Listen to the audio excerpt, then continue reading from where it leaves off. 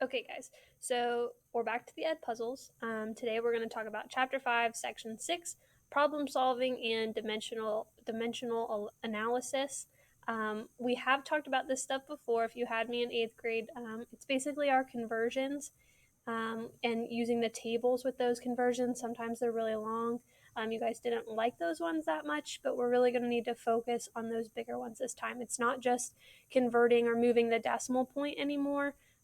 We're going to be converting between units and factors and things like that. So there's some super short vocab, and then we're going to really just do a lot of practice problems, and I think that'll help. And then next week when we're in school again, we're going to continue to practice these. I think the best way to learn how to do these is just to continually practice them because it's the same every time. You're going to see that it's the same process every single time. You just got to understand that process and get that down. So you're going to need two things for this lesson. You're going to want your calculator, and you're going to want to open your textbook to page 130, and you're going to look at table 5.7 on that page. And those are going to be some conversion factors that we're going to use as we go throughout the section. So calculator and open your textbook to page 130, and you should be good to go for the rest of the lesson today. Okay, so here's the vocab I promised you. So conversion factor is a ratio of the two parts of a statement that relates to two units. So when we're comparing two units, we're going to use some of those. Equivalent statement stand for exactly the same distance in different units. So that could be like 12 inches is the same as 1 foot. And then dimensional analysis is going to be our act of changing from one unit to another using those conversion factors. Okay. So that's it for vocabulary. That's kind of it for notes. The rest are just going to be practice problems. And let's go ahead and get started with those. Okay, so 62 centimeters to an inch, starting out pretty simple, and you may be able to do just the math in your head for this, and that's fine.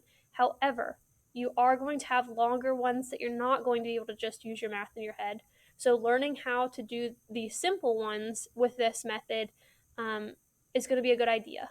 Okay, so even if you know the conversion factor and you know how to do it, that's fine. That's great. I'm glad you can do it in your head, but I really want you to start writing these out in the table form like I'm going to show you. Okay, so what we start out with is what we know. Okay, so I start out with our little table here. And the only thing that we know from this one is that we have 62 centimeters.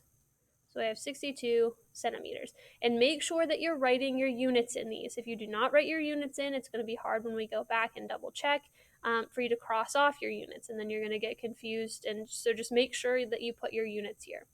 Okay, and then using the table on page 130, what conversions do we have to go from centimeters to inches? Is there a direct conversion factor? Do we have to go through multiple routes to get to it? So take a look and see which conversion factor you think that you would use in this example. Okay, so what I'm looking at is that second one down, and it tells me that there are 2.54 centimeters in 1 inch. So I'm going to write that here, 2.54 centimeters in 1 inch. Oops, 1 inch. Okay, so why did I put centimeters on the bottom? Well, it's kind of like cross multiplying and things. You are going to be able to cross off this unit because we don't want it anymore. Okay, but what we do want is inches, and your final unit should always be at the top. Okay, so we're able to cross off our centimeters here, and we're going to keep our inches. So then what we do is we multiply across the top. So 62 times 1 is just 62, and our unit here is inches, so that's the only one that's left. And then we multiply across the bottom, but the only thing that's down there is 2.54. It doesn't have a unit. Okay, and then when we multiply, or not multiply, so we multiplied across, now what we have is a division problem, kind of like our fraction. So we have 62 divided by 2.54, and our calculator reads out 24.5. Nope, no it doesn't. I was reading off the next practice problem. 24.409. Okay, and that would be inches. However, if we are looking at significant figures here, how many significant figures can we keep? And side note, we don't count these like single ones as a significant figure. They're kind of more of placeholders. So we don't count those. So really we'd be looking at these two. And again, we're multiplying and dividing. So our rule for that would be to keep the one with the smallest number of significant figures. That would be 62. It only has two significant figures. So our final answer here is just going to be 24 inches. Make sure that you're writing those units because your answer isn't complete until you have those in there. Okay? So that was just practice problem number 1. We have 4 more we're going to do. Oops. I'm going to pause you and erase this. Okay, here we go with the second one. So this time we have 26.2 miles to kilometers. So again, I'm going to start out with my little table here. We can always extend that if we need more space. And then I'm going to start with what I know in the first top box here. So I know that I have 26.2 miles. Okay, and using that table on page 130, what conversions could we use to get to kilometers? There are 2 of them. So you're kind of looking for something that goes from our English system, miles, to something around the metric system. It doesn't have to go straight to kilometers, but if we could get to meters, centimeters, something like that, we'd be good. Sometimes it might take more than one step. This one is going to be one of those cases where we have more than one step. So 2 possible options. The first one would be you could go from miles to 5,280 feet, or you could go from miles to 1,760 yards. Either one is fine. You're going to get about the same answer. However, when you get further in those decimal places, it's going to start to be a little different. But remember, we have our significant figures, so it shouldn't really matter. It's just in terms of when we cut off, like if we say 12 inches in a foot, or these different conversions that we actually shrink, those units are going to be off a little bit. So anyway, either one would be fine. You're going to get the same answer either way when we take it down to significant figures. Okay, so I'm actually going to go with the yard one. So I'm going to take 1 mile equals 700 or 1,760 yards. And then this still, so miles goes away, and now we're trying to get from yards to kilometers. So we're going to need another conversion, and you can get that from that list on page 130. What conversion would work here?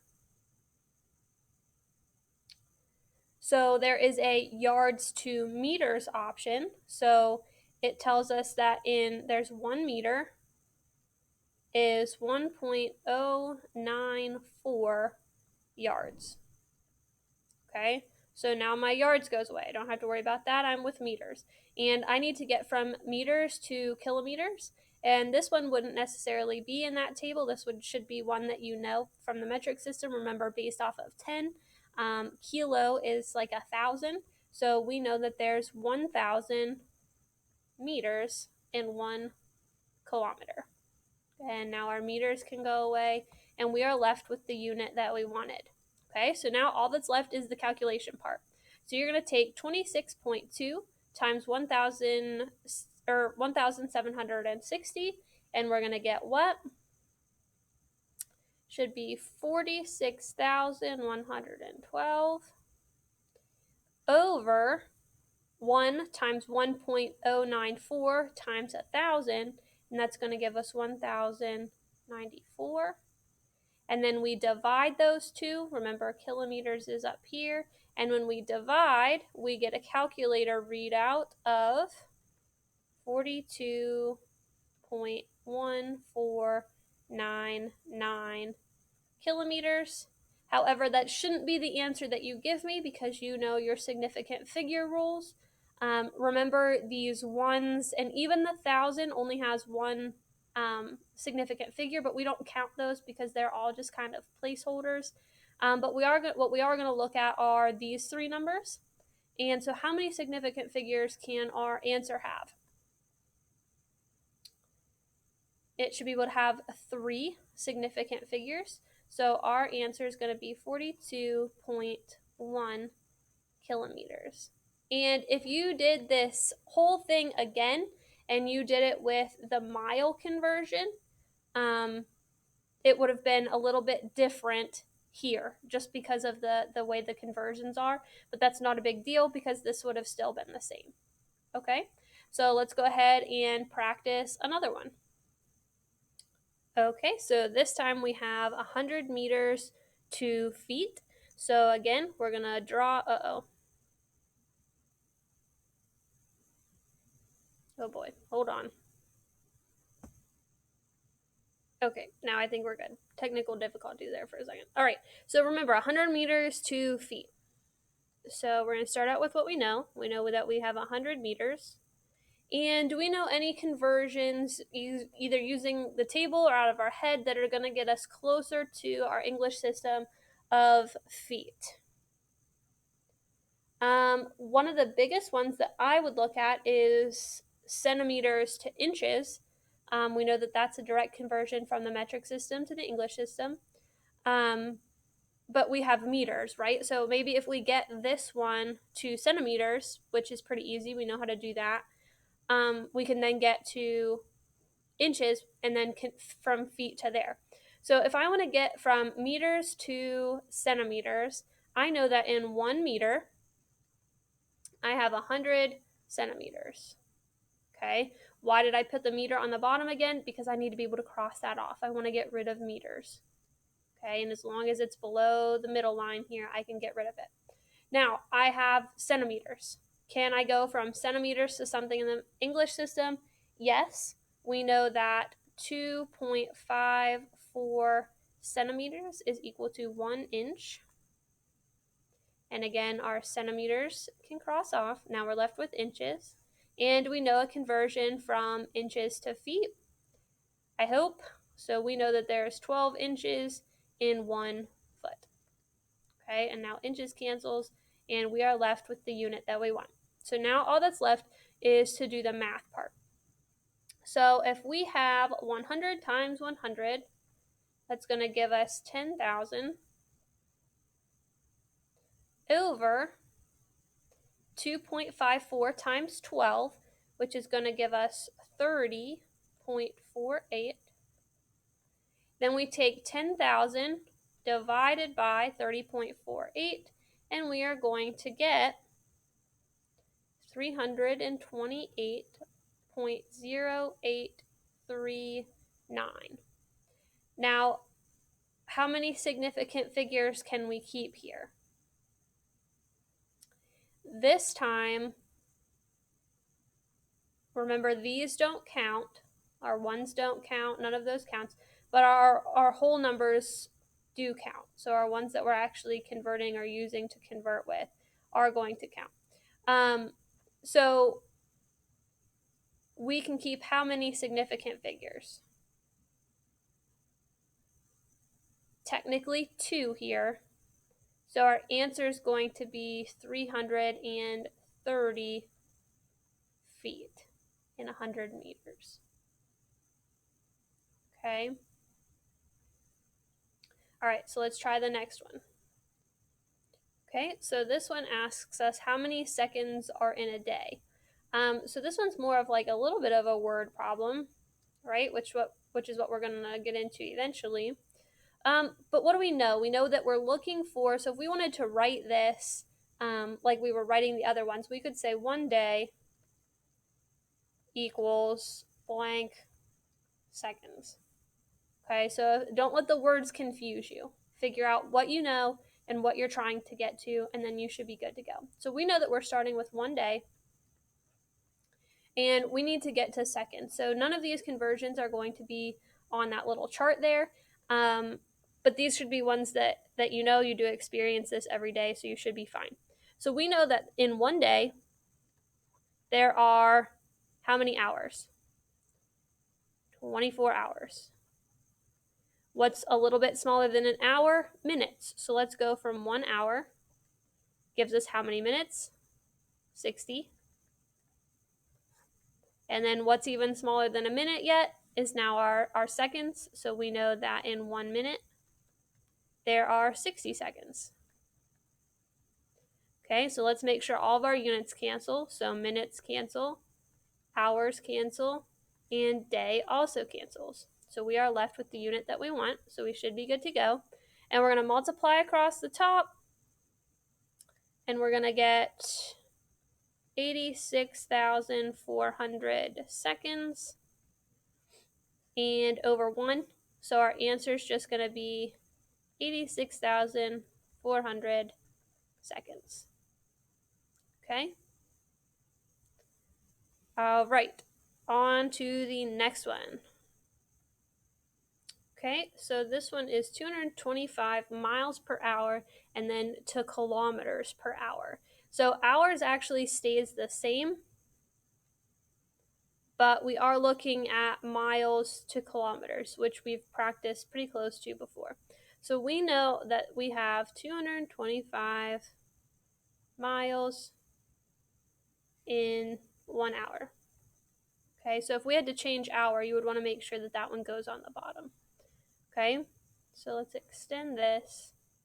And again, what conversions can we use to go from miles to kilometers?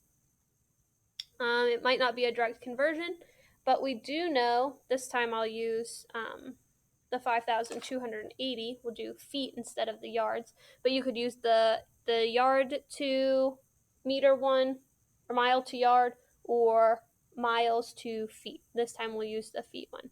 So we know that in 1 mile, there are 5,280 feet. And there is a decimal point there for significant figure purposes. Okay, now we need to go from feet to get something closer to meters. And remember, our one biggest conversion is from centimeters to inches.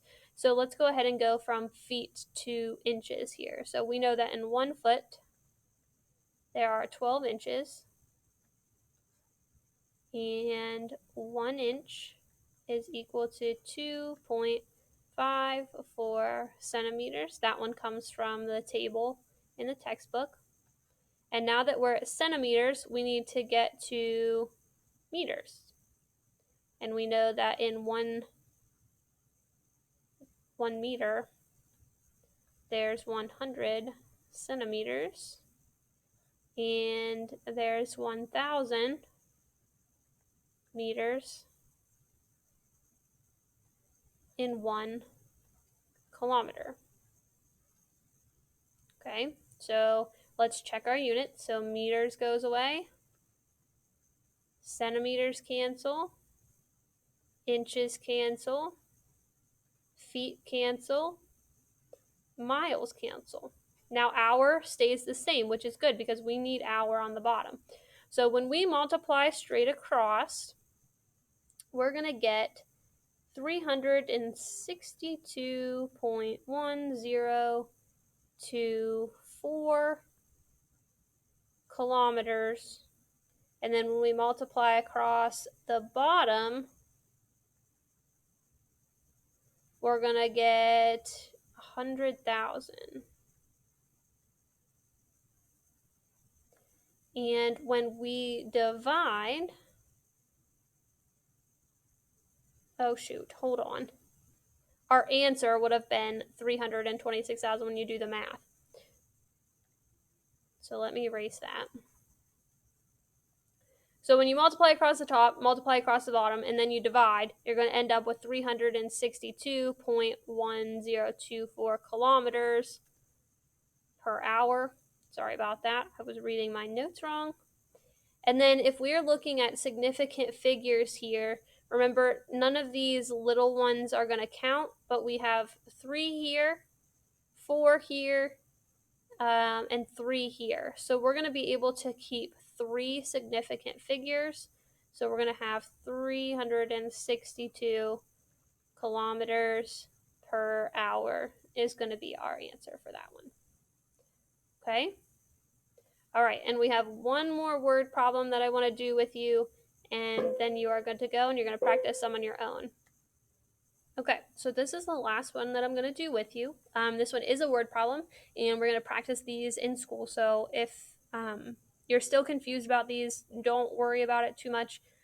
We are going to continue to practice them when you get back. So this one, if the selling price of cashews is 7.99 or $7.99 per pound, how much would 1 kilogram cost? So we're going to start with what we know. Okay, so we know that we have this. So that's our base price. So we know that we have $7.99. Again, anytime you have that per pound or per hour, you're going to put that at the bottom. And I'm just going to use the money symbol here showing that that's it. That's a price. Okay. And my pen is being really slow. But anyway, we need to go from, we're not really changing the cost or the money sign here, but what we are looking at changing is pounds to kilograms. And in your textbook, you do have conversions under mass. So we were just using length in a lot of those other ones, but this one we're going to be looking at mass. And so we have kilograms to pounds and we have grams to pounds. So this one, I actually did it longer than what we needed to do it on my paper, but we have kilograms to pounds, which is exactly what we wanted because we have kilograms and we're coming from pounds. So let's go ahead and use that conversion. So we know that there are 2.205 pounds in 1 kilogram. And so we're going to multiply. I guess we can just get rid of this, right? And now we have dollars per kilogram. And when we multiply that across, we get 7.99 times 2.205. We get 17.61795. Okay, and when we look at significant figures here, we have 4 significant figures here and 3 significant figures here, so we can keep 3 of those. So our answer is going to be 17.62. So this one, we would cut it off here. No, we would cut it off here. And then that 7 would make that one round up. So 17.62 dollars per kilogram of cashews. Okay, so that is the last one that I'm going to practice with you today. This video was probably long enough, but I do have some final practice questions for you at the end of this Edpuzzle, and then you are good to go for the day. Thank you for watching, and we will practice when you get back from school. Okay, see you guys later. Have a great weekend.